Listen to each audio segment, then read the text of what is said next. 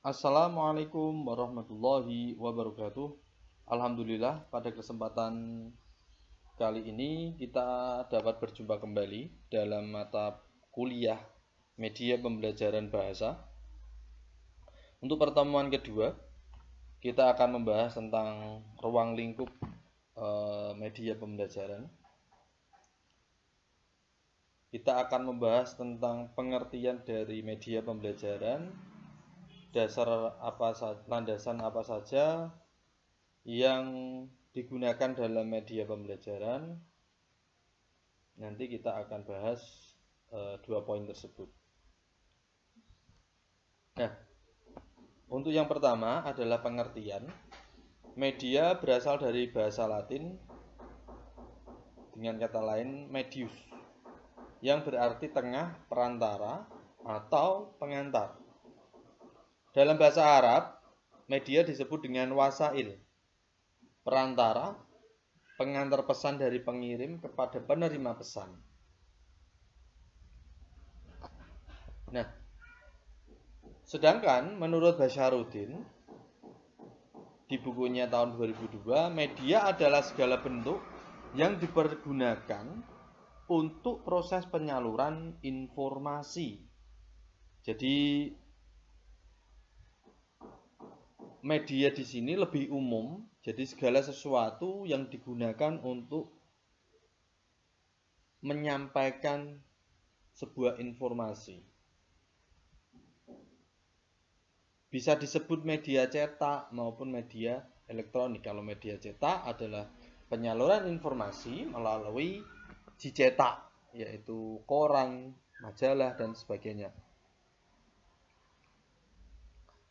Sedangkan pengertian lain dari media adalah alat bantu apa saja yang dapat dijadikan sebagai penyalur pesan untuk mencapai tujuan pembelajaran. Jadi kalau ditarik dalam dunia pendidikan, media adalah alat bantu apa saja yang dapat dijadikan sebagai penyalur pesan untuk mencapai sebuah tujuan. Contohnya,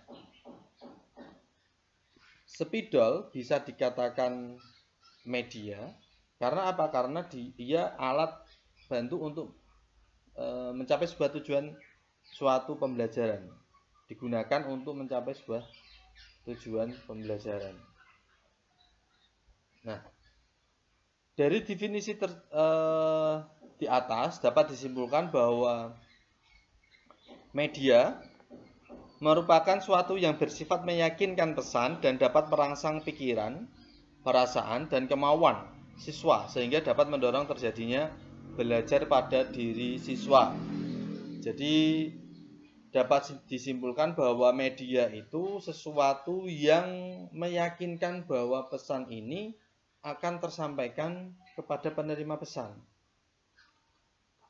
dan membuat mereka lebih semangat lagi dan lebih ada greget untuk belajar. Jadi minat mereka itu bertambah. Contohnya, dalam pembelajaran tentu teman-teman sudah melaksanakan PPL ya.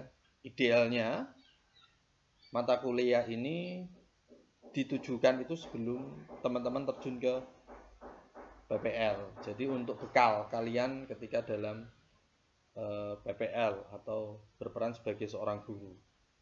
Jadi kalau teman-teman sudah PPL ya anggap saja ini sebagai ilmu tambahan aja. Dan untuk pengalaman besok ketika menjadi guru kalau ada yang jadi guru. Nah, jadi ketika kita menggunakan media, mungkin sebelumnya tidak pernah menggunakan media, kali ini ada guru baru, seumpama Mas Frankie. Nah, Mas Frankie mau mengajar kalam. Nah, dia menggunakan media dengan proyektor dan laptop. Jadi setelah dibawa ke ruang kelas, ternyata teman-teman atau murid-muridnya bersemangat. Oh, apa yang dibawa itu? Oh, dia niatnya semangatnya tambah. Nah, setelah itu dinyalakan dan disimak ternyata tidak ada yang mengobrol. Nah, jadi pikiran mereka, perasaan mereka, dan kemauan mereka juga meningkat. Nah, setelah itu ada rasa untuk belajar. Oh ya, kalau saya ini belum paham, berarti saya harus belajar lebih giat lagi agar paham apa yang disampaikan Pak Franky nanti. Nah, selanjutnya kita membahas tentang pembelajaran. Pembelajaran di sini dijelaskan suatu kombinasi yang terus meliputi unsur manusiawi, yaitu guru, material dan fasilitas, sarana prasarana, dan prosedur yang saling mempengaruhi tercapainya tujuan pembelajaran.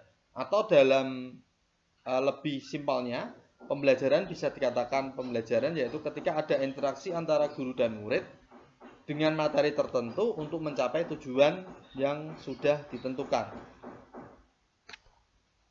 Nah, kalau kita gabung antara media dan pembelajaran, maka media pembelajaran adalah media-media yang digunakan dalam pembelajaran, meliputi alat bantu guru dalam mengajar, serta sarana pembawa pesan dari sumber belajar ke penerima pesan belajar.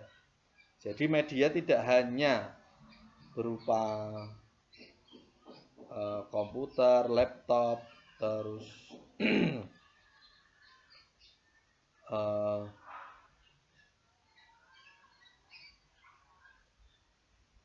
LCD atau sebagainya, tetapi semua alat bantu guru yang digunakan dalam mengajar untuk menyalurkan pesan yang dibawa kepada penerima pesan.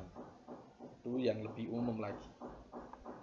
Nah, selanjutnya, kenapa alasan media ini harus digunakan atau media ini harus diaplikasikan? Yang pertama adalah pemerolehan pengetahuan dan keterampilan. Perubahan-perubahan sikap dan perilaku dapat terjadi karena interaksi antara pengalaman baru dengan pengalaman yang pernah dialami oleh sebelumnya. Jadi pengetahuan baru itu didapatkan dikarenakan ada interaksi antara pengalaman sebelumnya kepada pengalaman yang baru. Jadi mereka itu lebih memahami ketika pengalaman-pengalaman itu mereka rasakan sendiri. Nah, di sini dititikberatkan pengalaman yang pernah dialami sebelumnya. Jadi pengalaman baru, interaksi antara pengalaman baru dengan pengalaman yang pernah dialami sebelumnya. Nah, sedangkan menurut Banner 1966 yang dikutip Azhar Ashad, jadi ada 3 tingkatan utama modus belajar. Jadi ada 3 tingkatan pengalaman-pengalaman dalam belajar itu didapatkan. Yang pertama adalah pengalaman langsung, mengerjakan. Yang kedua pengalaman gambar. Yang ketiga pengalaman simbolik melalui bacaan dan sebagainya. Saya contohkan, kita mau mengajarkan tali menali seumpama. Nah, cara tali, kalau kita mengajarkan pengalaman langsung, berarti kita menyuruh murid untuk membawa tali dan kita ajari cara menali itu seperti ini, dan mereka melakukan sendiri. Nah, gini. Jadi mereka mengerjakan sendiri, pengalaman langsung. Yang kedua adalah pengalaman gambar atau pengalaman yang diperoleh melalui gambar. Jadi kita sampaikan bahwa yang namanya tali itu yang gambarnya seperti ini. Nah, mereka tahu bahwa tali itu seperti itu karena gambar. Yang terakhir adalah pengalaman simbolik. Kita kasih bacaan mereka sebuah tulisan yang menjelaskan tentang tali. Tali itu seperti ini. Dia memperoleh definisi tali dari sebuah bacaan. Nah, itu urutan-urutan sebuah pengalaman yang didapatkan. Nah, sedangkan mungkin itu kita lanjut ke part 2 ya. Nanti kita akan membahas tentang